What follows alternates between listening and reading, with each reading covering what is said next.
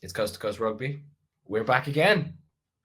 We're back. We're a little bit flat. Andy is somewhat under the weather, so we're going to muster our way through this week in a week where there certainly is no shortage of things to talk about, is there? No, I definitely picked the wrong week to come in carrying an illness. But yeah, like, what a weekend of rugby, first of all. And then we're doing it all over again. It is a real strength, I think, of the rugby tournament format that you get rematches the week after every Yeah. week. That is something quite cool, and the opportunity, I think, for the players, for them. We've heard definitely for the All Blacks who seem to drop one and then have to go out the next weekend, but they say we're lucky we've got another week, so that must be quite exciting as a player, I reckon. Oh yeah, like you say, especially if you've ended up on the wrong end of the scoreline, to go out and have a chance to put it right away makes a big difference. But of course, if you lose 2 in a row, then probably doesn't feel quite as good. Yeah, sitting on the brink of that, no. Yeah, I mean, that's where we have to start. Your personal experience of the game on Saturday.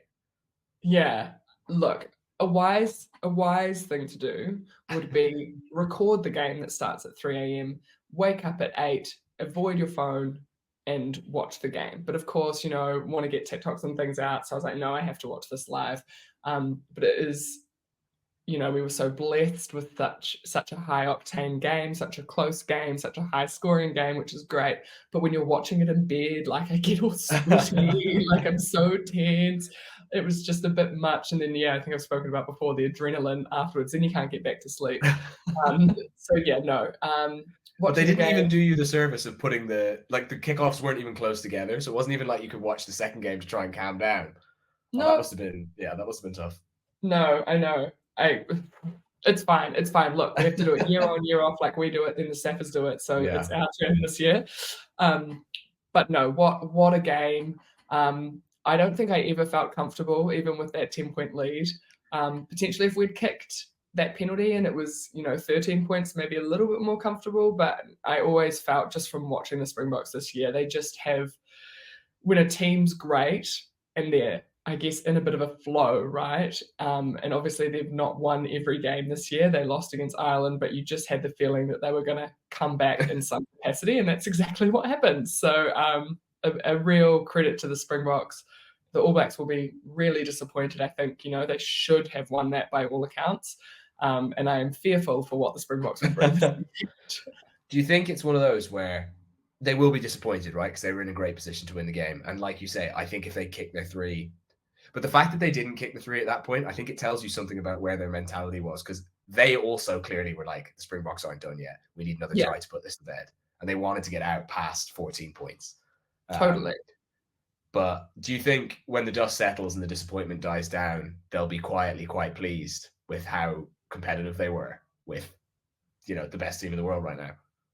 Yeah, absolutely. And with, again, you can't stress how much we've lost, like 600 tests of experience, and that is really important. And I've been telling myself this week that Russie's Rome wasn't built in a day. Russie's team, including a number of players in this exact squad, I think like 12 of them or something, were in the team that lost 57-0 to the All Blacks. Yeah. So in reality, not in my Delulu, I'm still living in 2015 land, like we are going to have to go through a bit of pain. And this is the first time in, 20 years that we've had a coach from outside the system come in. So we have to be prepared for a bit of pain. And in terms of painful losses, yes, it was gutting, but that was not, we were competitive, we were dominant in areas, there were real strengths to the game. So I think in my circles of people that I talk to and see online, I don't think the disappointment or the loss was taken too hard, because there were some real positives. And let's be honest, as much as they didn't want to be, the Springboks were the favourites. Yeah. Oh, I think they're the favourites by a long way. Like, they've won the last 2 World Cups in a row. They're playing at home. You've lost the core of your team since the World Cup. If there's another performance like that and you're competitive again, but you lose, it's back-to-back defeats, right? Which almost never happens for the All Blacks. But 4 in a row against the Springboks too. Oh my God, yeah. How will that be received? Like, will people start panicking at that? Or do you think everyone's kind of got their head around the idea that because you're in a rebuild and because they've literally got the same team that won the World Cup, that maybe, it's not normal service. I think we struggle, right? Is that I think people would be really disappointed just because we want to drive high standards, and as a country, I think we say we never accept a loss, but that's just not realistic anymore in this very not competitive anymore. landscape, right? So I think the vast majority of reasonable people will understand, and I think we've also got a very tough Northern tour. So if you're being realistic about what a pass mark is this season, I don't know what the percentage will be.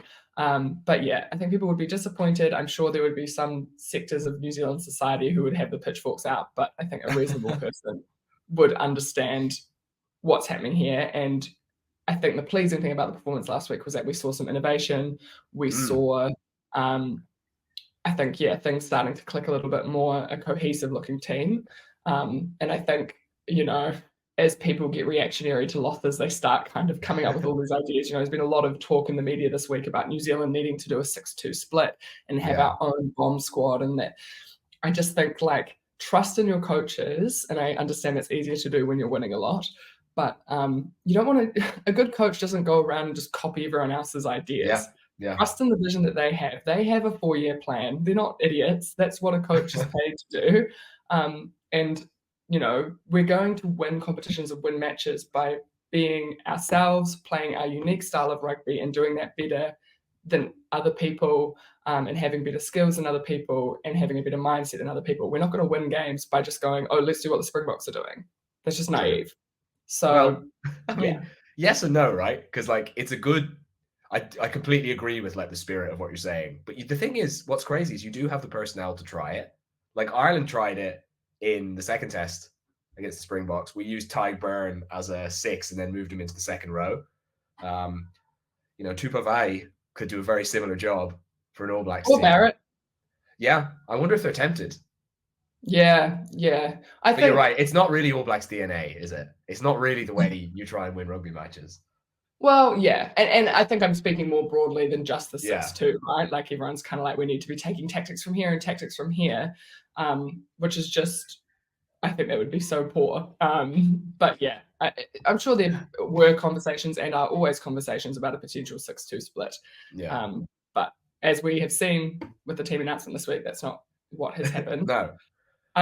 Who do you think were kind of the standout players? Maybe if we start with the box, because there were some great performances. I mean, Sasha was the main one, I think. For a guy who's played so little test rugby, his confidence is just I said it on my video, I think, after the game, but stuff goes wrong for him all the time. He tries so much stuff. It's not all going to come off, but his how aggressive he is and how much he follows through with every action doesn't change.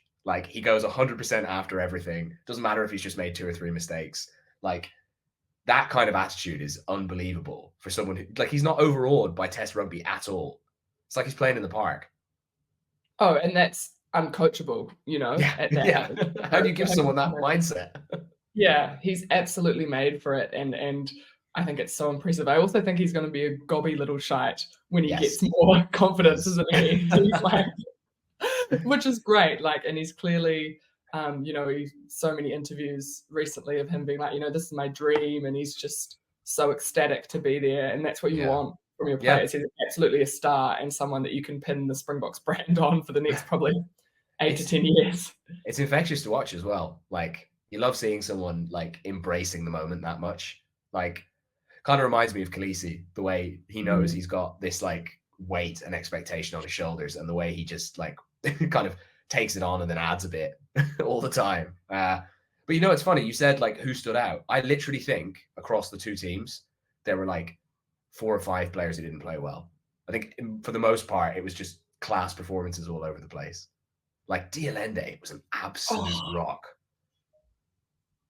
What a weapon! And I think I was watching I don't know if you watched the Aotearoa Rugby pod this week, but they were talking about probably the play of the game was when they scored that try for Grant Williams, and Dialende actually came around the corner and cleared the ruck that kind of created the space for that try. And that's the type of work that most people aren't going to see, especially aren't looking for from a 12. But it is so important, and he was a menace at the breakdown. a menace. By the way, in that passage of play, Cortez Ratimus put in an unbelievable tackle on Marks when he carried off. I didn't see. It's like, it's one-on-one. It's a 1v1 tackle, Ratimer against Marks, and you're thinking, like, he's going to get run over here. And he's stopped him. Like, a brilliant, brilliant hit. And I just felt for him so much because he must have just been picking himself up off the floor when Williams scored and went over it. Like, that's got to be gutting. Okay, who else did Norchia, I really enjoyed in the second row. He looks like another Mustard to me. Like, Peter Steph Dutoy, obviously always brilliant. Doesn't matter what position he's playing. Doesn't matter how long he's playing for. No. Colby again. They made a lot of mistakes, but they were brilliant, you know? Yeah. And electric rugby as well, you know, playing some absolutely fantastic rugby. Like, when he regathered his own kick, like the pace of the man was unbelievable. So quick. But go on then, for the All Blacks, who really shone for you? Look, I am converted. I've been converted to the Church of Ethan Blackadder. I've notoriously been a skeptic, but oh my gosh, I text you during the game. Ethan Blackadder was playing one-man blitz defense. He is pressuring their line, and I think what was so pleasing about what he was doing, and it was also some of his work in the tackle and turning players round, is that he was repeated efforts, and he was going and going, repeating these little tiny things, and eventually they paid off. For example, with that Tupuvai turnover in the game. So, you know, that's the type of effort that Razor is clearly asking for and rewarding. And he was awesome. Caleb Clark, very pleasing to me personally, just after riding that train all season. He looked so good and so in control, and you know, obviously benefited from some great work through kind of the passing, etc., to score some great tries. Who else was really good? I thought, am I opening up a can of worms doing this? I think Sam Kane was really good in terms of his physicality. Geordie Barrett put in a great performance. He probably would have been eager to. I don't know. I wish someone had done a count of how many tackles Peter Steph got on Geordie. He didn't seem to get nearly as many. No, but I think that was because Geordie was playing in a little bit of a different role, right? He was kind of that first receiver. Lomax, great. I actually thought Taylor, great. I thought McKenzie had a good game. Yeah. Kicked well for the most part. Like, got to be right up there with his All Blacks performances at 10, right? Like, really assured. Yeah, and that's what we want from him. So it gives you confidence in, I guess, the ceiling and what his game can look like. And we are playing a bit of the long game, but a pleasing performance for sure. And you could sense that in the team's reaction. They'll be gutted, but lots of positives and answering a lot of critics, I think. Yeah, definitely. And also just a great advert for like those games. It does feel like a different level of intensity, right? The history that's behind it, it feels like there's a little extra bit on the line. Because, like, you know, those Ireland, South Africa games in the summer were super intense and they were really great, but the weight of history is not there the way it is for these matches. The fact that you know you're going down in history is one of a long line of great players to score in this game. You don't quite have that same feeling with Ireland, but yeah, it was fantastic. And it had all the controversy and everything else. Didn't it ever? Yep. Look, this is my opinion. The Bongi try has obviously been talked about to death. I think at the end of the day, they were under penalty advantage. If they didn't score then, they'd probably score 2 minutes later. So that's my opinion on that one, I think. In the end, decided I think it's a try. And you know what? I made a video about it on TikTok, and a lot of people in the comments, the main suggestion was like, even if this is the correct reading of the laws, which, you know, I'm not a referee, I don't know. They were like, I'll bet it's never officiated like this. And I'm actually not so sure. I went and I did some digging. Do you remember the opening game of the World Cup? This is a bit of a diversion, but I promise it pays off. The opening game of the World Cup when you guys played France. Yes. Richie Mwanga made that unbelievable try saver on Pinot, where he's come across from fullback and he's kind of slapped it out of his hands.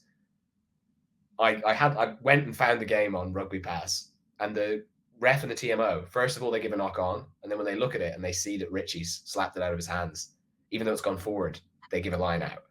So I do think there's precedent for that same decision tree being applied in big games before.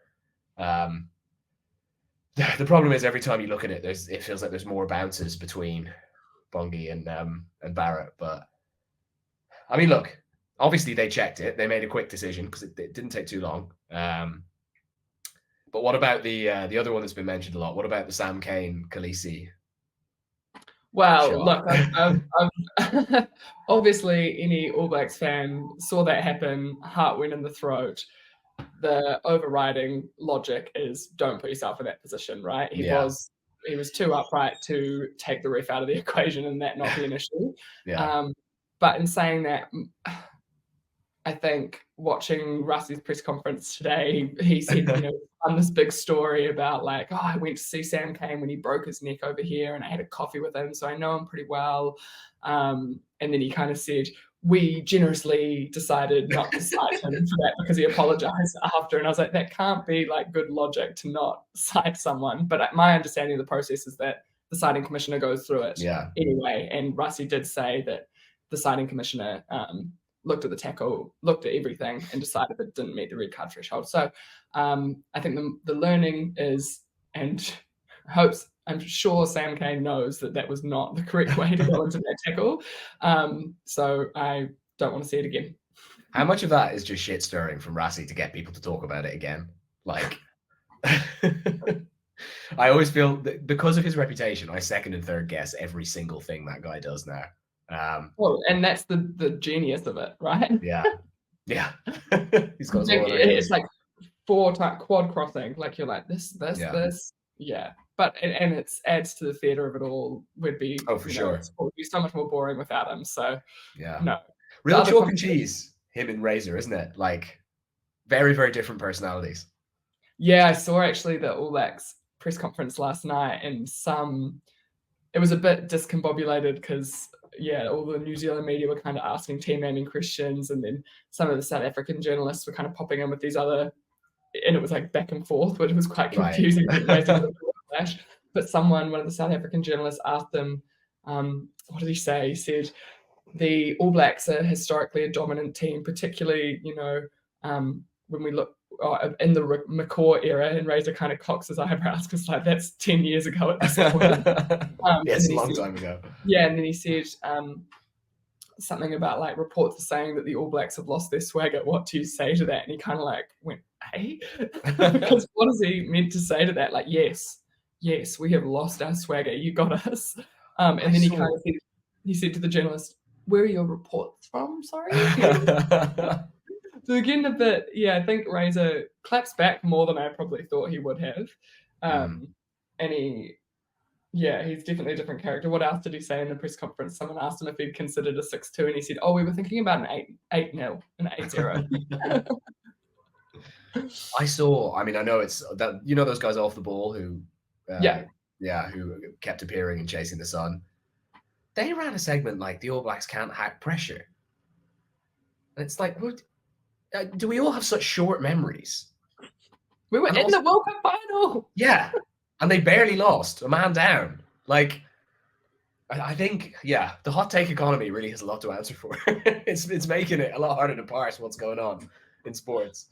Yeah, I'm like, you're kind of gaslighting us a little bit there. And I know that a lot of the hand-wringing probably comes from us ourselves because of what we've been used to and how that has maybe mangled our expectations a little bit.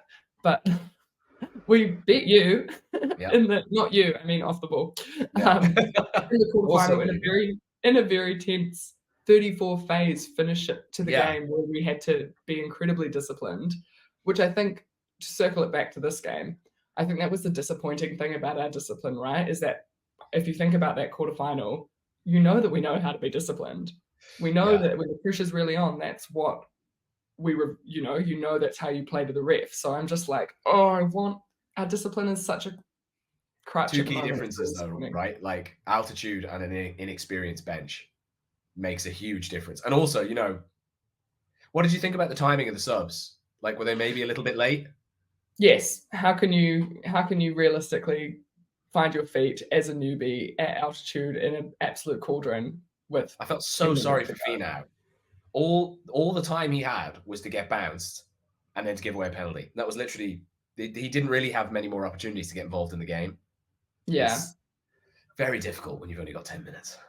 Yeah, and compare that to the timing of and that's probably the beauty of the bomb squad, right? And like you've said in your other videos, the bomb squad maybe weren't that effective immediately, but give them 10 minutes to warm up, find their feet in the game, get to know the flow of it. They conveniently were reaching the peak of their powers on our subs. Bugger Smith and El Riglo just dominant, right? Incredible. They were so awesome. And it's so interesting. 3 weeks ago we were talking about, or 4 weeks ago, about Koha Smith, and he started at 8 and we were like, but off the bench he is the super sub. How angry do you think that makes him? That it's like, I mean, surely you want to start, and if you're as good of a player as him, you'd be like, I deserve a chance to start. And that super sub tag, I don't think he's ever gonna lose it. No, and I know Russie's done a pretty good job of convincing us all that the team is fully invested in this. It's a 23-person team and all sorts. But Razor was talking, I think, in his press conference about the conversation with putting Bodie and TJ on the bench, and he was like, they understand, but they really want to start. They really want to start. So I think you're right that, like, okay, sure, and like for the good of South Africa, for the good of the team, no one's bigger than the team, etc., etc. But at the end of the day, these are very competitive elite athletes. You want to be starting. But I mean, maybe the anger at not starting gives him a little bit of an extra edge. Like, who knows? Either way, unbelievable performance from him. Unbelievable. But that wasn't the only rugby at the weekend. No, we did have another game, a first win for Joe Schmidt in Australia. They needed that. They needed that badly. I fear that they're going to be like, they're like building so incrementally, but like by the time they get to the All Blacks, maybe they'll be really confident. That'd be just our luck this year. It was a poor game. Like, the weather didn't help, but it was a poor game. The one thing was Australia made a lot of tackles. Tizano made a lot of tackles. How good was he? So good. And the game plan made more sense, right? Like, they figured out a way to try and get around the rush defense, and it worked a couple of times. But yeah, I mean, I think when you're in the sort of position they're in, like, it doesn't matter how you win. You just have to win. And getting a win away from home as well. Like, the fact they could return to Australia 2 wins away in Argentina is huge at this point. Phoenix rising from the ashes sort of stuff, so I think they really needed it. The competition needed it, because it does also spice things up in terms of the standings. And Joe Schmidt will be pleased. Some great performances. Rob Valentini, has he had a bad performance in the Wallabies jersey? I don't recall. I feel like you can see the people who he knows he's going to be able to rely on. They're starting to put their hands up, like Valentini, obviously. We all knew that anyway. Tizano, Bell, Tupou. I can't remember the guy's surname. Was it Stewart who played at 12? Yes, but great game. His story is so wild. He's played 100 Super Rugby games. What? Really? 100 Super Rugby games. That was his debut, wasn't it? He's just been called up to the Wallabies now, which is such an impressive story. He was great. And obviously, I think midfield is probably their strongest, if you include Paisami when he's fit, and then Ikitau was great. Yeah, Ikitau's a class player. Like, if they could keep him fit, that will make a big difference for them. Exactly. And it must be so nice for him to come out and be like, Eddie Jones who? Eddie Jones who? Left out of the squad? Idiot. Yeah. But yeah, you can see that starting to come together. I loved the first try for Australia, so it took me right back. Years of watching Leinster and Ireland scoring tries that. Just classic Joe Schmidt. Like, it was great to see a bit of positivity in there for them, and great to see how much it meant for them at the end. Like, exactly. Think about what these players have been through, right? It's been so tumultuous. They have been, internally and then externally.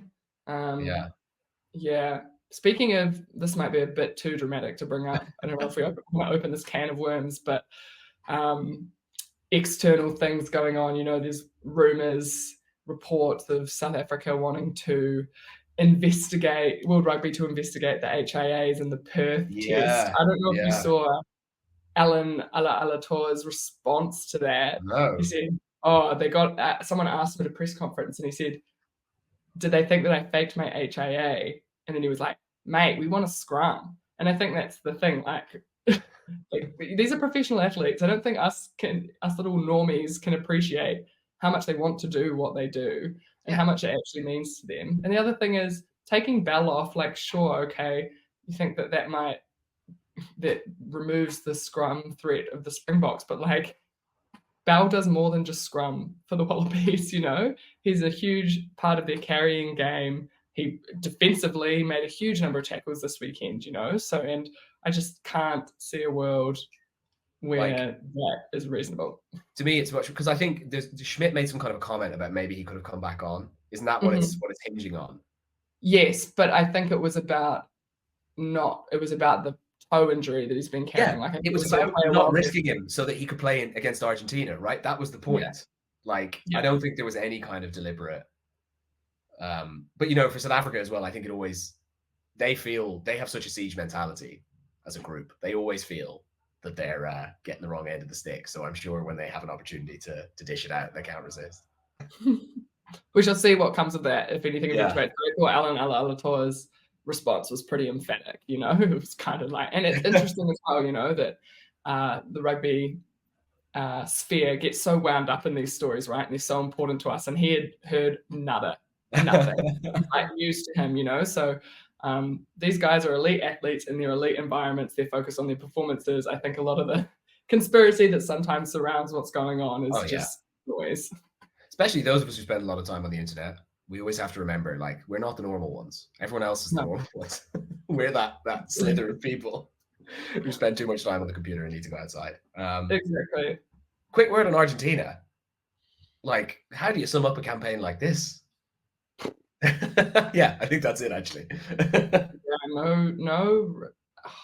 It's just a shame because I think, you know, they've obviously been cementing, I guess, their kind of status as an elite nation in rugby, and the World Cup was a high for them. And, you know, I think it's so easy for us, or people always revert to type of like, well, they're emotional, they're passionate, like all this stuff, and they're inconsistent. And so they've been working so hard to dispel that. But it is hard not to look at that kind of frame for it. It's just, I mean, the weather, obviously, like, that was a tough game. It could have gone either way. No. And they didn't adapt to it, right? Like, they didn't adapt throughout the game. Gave away too many penalties at the end of it. Like you say, you don't want to delve into stereotypes, so we'll move past it. But it was Creevy's last game. It was all laid out at home. It could have been so sweet, and it wasn't. That's the crazy thing. Like, it feels like, do you know, like, this is not stereotypes. This is like the classic thing of going from being sort of a mid-level team that gets good results to becoming like a really good team, is that consistency. But what makes you consistent is the ability to deal with pressure and expectation and have the favorites tag and not be put off by it. And it really does seem like Argentina just thrive on being the underdogs. If nobody's talking them up, they absolutely love it. They can get really fired up. They can go out there. They seem to make better decisions, right, when they feel that they're out there to try and pull off a robbery. But when they feel that they have to go out and control a game, you just don't see it as much. Like, I saw after that first game against the All Blacks, I think it was Montoya was making comments in the media where he's saying, you know, oh, we came here to try and get 2 wins.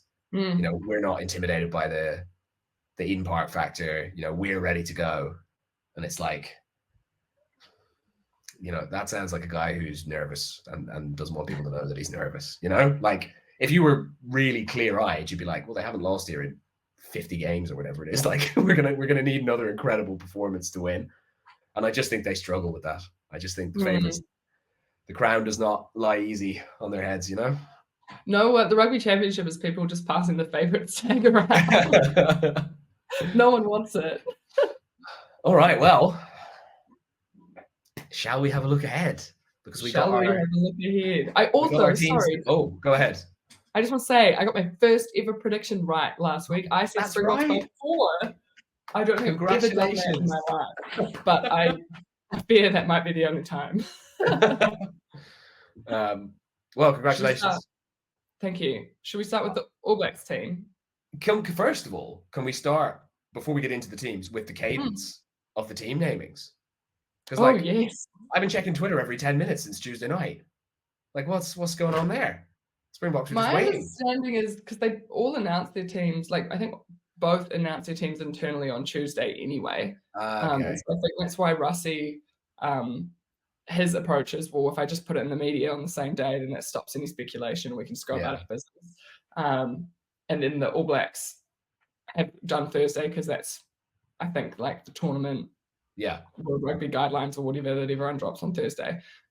That's my understanding. And then the issue with Eben last week was that the press conferences were already set up, and the media already meant to be there. So like they were like, well, we won't change it. I still think they could have named him and said, or double, but still. We talked about this. It's the genius of the PR. Exactly. They do it the other way around, and then it's a good news story no matter what happens. You're right. But yeah, Russie, I think. But then he said in his press conference, he was like, next week we'll go back to Tuesday. So I'm like, well, why? So they must have been sweating on Sia probably a little bit. Yeah, that's what I thought it must have been. But also fair play, because I think most camps, the team leaks if they wait until Thursday. Like journalists hear about it the night before. I didn't see anything about who was going to be starting for the Springboks. So no, the All Blacks team leaked like 3 hours before, and I was seeing it come through on Twitter. Well, I saw something about like Blackadder and Clark being injured, and I was like, no. I was like spiraling. And then I saw the leak, and I was like, oh my gosh. I was like, is this real? And I was like, I can see it being real. And then it was real. But yeah, sort of 3 hours before. Let's start with the All Blacks then.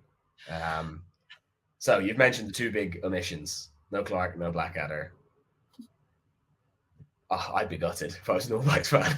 I'd be so disappointed. Well, and also just because Ethan Blackadder's story has been form injury. So it's just another installation in that story, which is unfortunate. And then what though? I'm not surprised he got injured because he showed no regard for his own safety. No, never does. It is incredible. Like it is. You can only be just watching it all, really. He really, it's literally throwing himself around the park. Yeah. Because the hair is kind of like mullet vibes. It's like flailing around. He looks like a caveman. Yeah, truly. Yeah.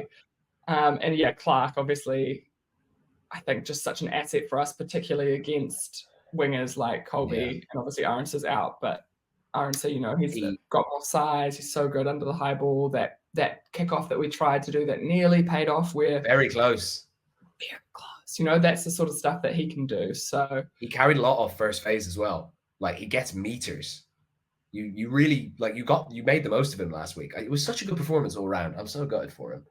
I know, very disappointing. It sounds like they're minor injuries, so I expect he'll be back for a show. They haven't said what they are though. I mean, the other thing is I know Razor said after that everyone had a clean sheet of health after the game. So I'm also like, unless something happened at training, I'm not sure. Just kind of got worse over the week. I'm not sure, but yeah, that's disappointing. But then some other changes that I feel like could almost have been a little bit planned in terms of we're thinking long-term development of the All Blacks, right? We've got Cortez Latimer starting at 9, D-Mac stays starting at 10, Will Jordan comes to 15, Bodie off the bench, TJ off the bench. That feels a little bit calculated. I thought so too. It's like, especially like Ratimer at 9 and Jordan at 15. You can just imagine Razor saying to Ratimer when they get on the plane, you're going to play one game, I promise you. And saying to Jordan, we have to try you at 15 in South Africa at some point. Like, not at all surprised. Very excited to see Jordan at 15 with a full strength team around him, or as close as they've got to a full strength team around him. Well, and I think Will Jordan notoriously has actually kind of struggled against the Springboks on the wing, and not in all facets of the game, but in the try scoring side of things. I saw a stat the other day, and it's his number of tests against a team and how many tries he's scored, because obviously he's got a great record. And against the Springboks was his worst stat. It was 6 tests and only 2 tries. Which that's so funny. 1 in 3 is pretty good. yeah, only 2 tries. But I'm interested to see if maybe from fullback he can be more effective against a team like this, playing this type of rugby. So I'm excited for it. That's my preferred outcome come the end of the year. Like when we think of what our 23 is. I've been hammering the Bodie off the bench. It's a nice option to have, isn't it? Someone with that level of experience. Totally. And you think about if Cam Roigard was in the team, TJ probably would be on the bench anyway. So, And he's going to Japan next year. So why not give Cortez time in the scene? He'll be eager to make a bit of a better mark on the game than he did last week with only 14 minutes to play. Yeah.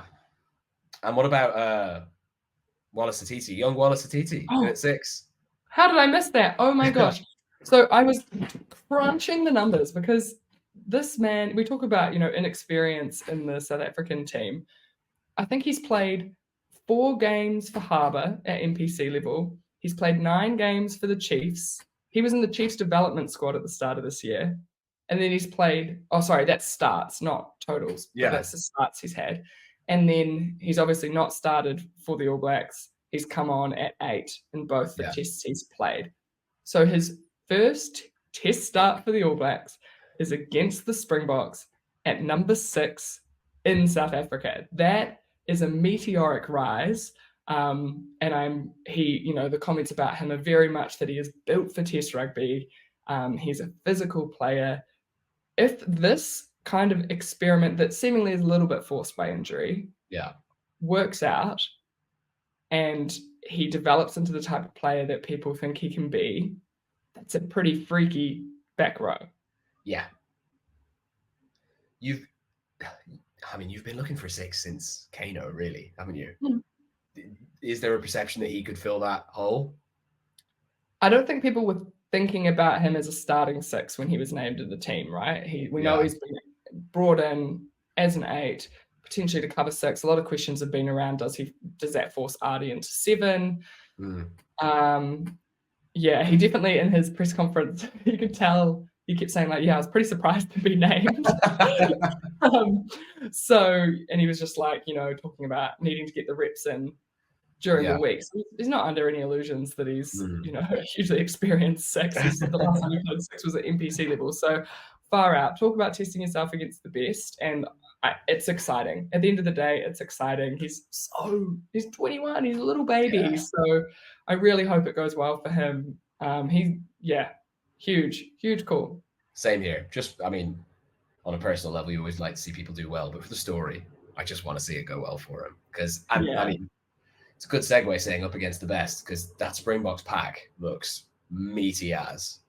We literally will be going, lining up against Pieter-Steph du Toit. What better test? Yeah. What better test? Norkia at 5 is the only deviation from, I think, what most people would say is their best available team right now, right? Or their best available pack, anyway. And Shea. But he was great last week anyway, wasn't he? Yeah. The line-out kind of lost its way. Yeah. God, they look strong. Jesper Visa was very good last week as well, especially in that first half. That's a pretty meaty pack. But they've made quite a few changes in the back line. They've got new halfbacks. I'm very pleased about that. We've been talking about Grant Williams starting, and here we are. We've arrived. He was good when he came on, wasn't he? Yes. At the weekend. I wonder, him and Pollard doesn't seem like a natural pairing to me. But, they say opposites attract. Maybe they are trying to coax a bit more attacking play out of Pollard now, because the team. I was listening to something. I wanted to reference it, but I couldn't for the life of me remember where I heard it. But someone was talking on a podcast about when he broke into the South African setup. Was it you? It was us talking about it. It was us. That's what I couldn't find anywhere. Tony Brown talking about how at under 20s level, yes, he's a real playmaker. Yes. Oh my God, you've no idea. That's been bothering me all day. So thank you for that. But you're right. We're going to see what Tony Brown pokes out of Andre Pollard, knowing his skill set. That's amazing. Billy LaRue. Billy LaRue and Keenan Moody, both back in the team. Moody has he? He did play a couple of games in the early part of the World Cup since the game against the All Blacks at Twickenham. But his Springbok career has kind of stalled mostly because of injury, right? He's not really been available to play that many games. Pretty good chance to get people talking about you again against the All Blacks. Yeah, what an opportunity. You forget, obviously, Kurt Lee and Cheslin are a pretty solid combo at this point, and they are absolutely world class. But you forget when he's waiting in the wings. You do. That head knock looked bad last weekend. Oh, it was awful. took one off the side of the guy's thigh, and then his head got hit, tangled up in the legs again on the floor. So I hope he's all right. I know. Well, it's such a stark reminder, right? That so much of our focus around dangerous tackles, dangerous head knocks, etc., is high tackles, and that's just not the reality of our game. And so, if we're trying to coach out dangerous play, that sort of thing, what do you do with that? That's no one's fault. He's gone and trained. So just really hope he's okay. It's awful to see. Anytime anyone goes down, just. But like a player like him knows not to tackle with their head on the wrong side, right? But the problem is when you're in the moment and you've got to stop the guy, it's 100%. And it's Rico Ioane. Yeah, you just do whatever you have to do, right? And it's a split-second decision, but I hope he's all right. He was having a brilliant game. Totally.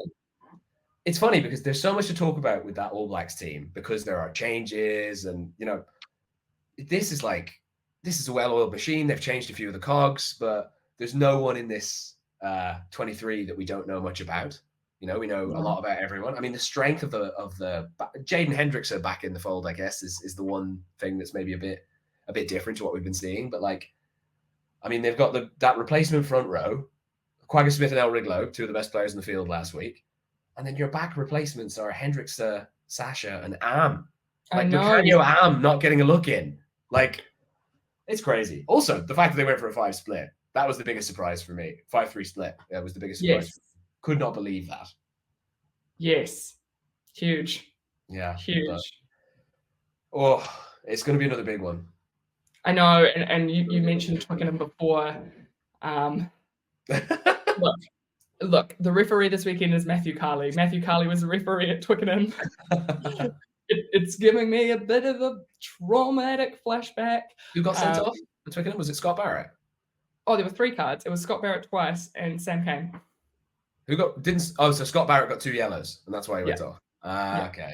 I thought someone got straight red in my head, but no. Yeah, well, he better look after himself. Well, look, what better test of your discipline, right? He's going to be looking. So huge. Without making a comment, Matthew Carley he's one of the more controversial figures of refereeing. Yeah, he didn't have a great time, did he, at the World Cup? He was, I think, that Fiji-Wales game that got a lot of controversy as well. I think at the end of the day, the teams, have a lot of contact with the ref in the week in the lead up. The players do, the coaches do. They know what to expect of the refs at this point. We've been refed by Matthew Carley a number of times. At this point, you know what to expect. Play to it. That's my only comment. I'm going backwards here, but I wanted to talk to you about this moment.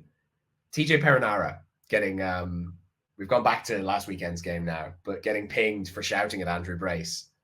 Did you see that developing during those first few minutes? Because I think you could see the tension, this little subplot, this little drama going along inside the game where Perinara was getting angrier and angrier. Look,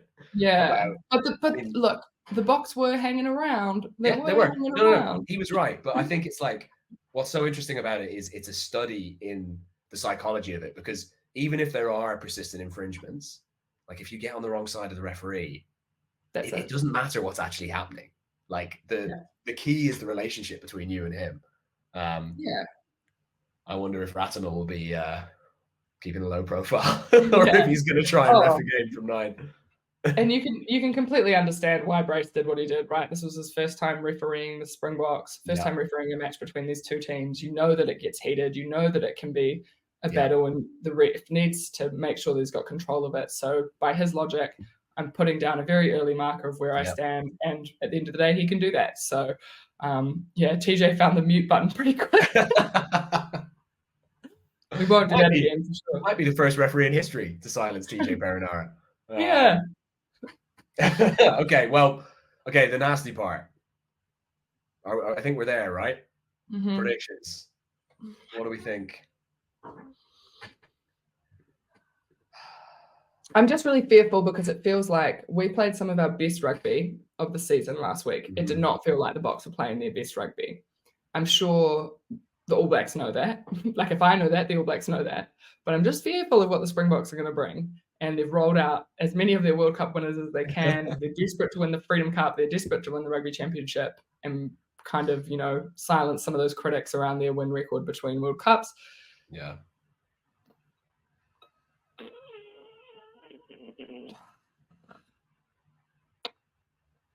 I'm going to manifest. I'm manifesting this week, Okay. and I'm saying All Blacks by 2. I'm manifesting. I'm putting it into the universe.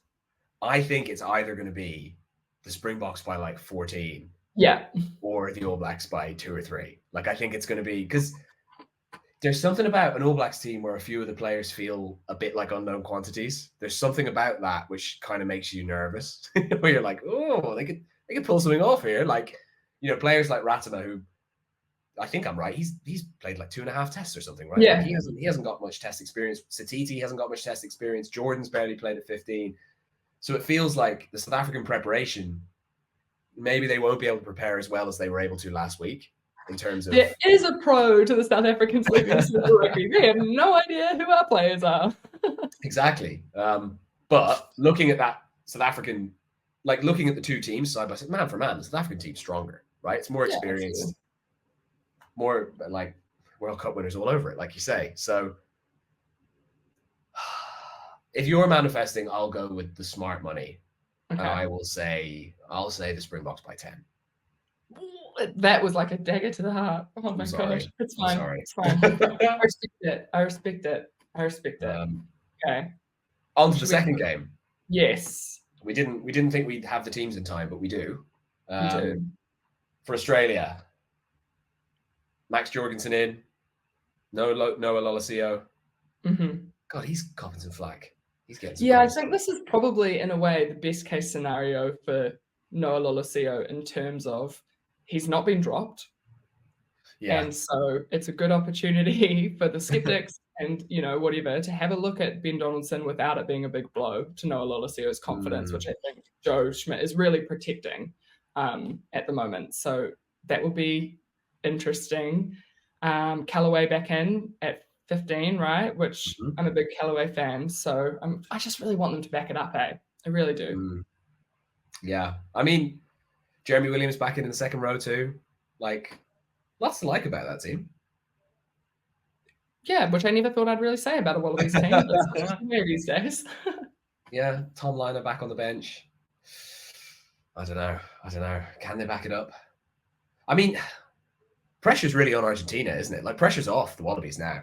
Like, they could go out and probably try and play. I don't know what the weather's supposed to be like, but they could probably try and throw the ball around a bit more, maybe playing into Argentina's hands. But it's got to have felt like a massive weight lifted for most of those players. Yeah. Just to know that, we can win a game. Yeah. We can do that. Well, I mean, they did beat Wales a couple of times, but we won't. Yeah, true. On the road. For the Pumas, some interesting calls. Thomas Albornoz in at 10. URC heads will recognize him for having a really, really good season at 10 for Benetton. And then they've got, I mean, really, except for in the second row, they've got Guido Petty and Thomas Lavanini in the second row, so a bit more experience.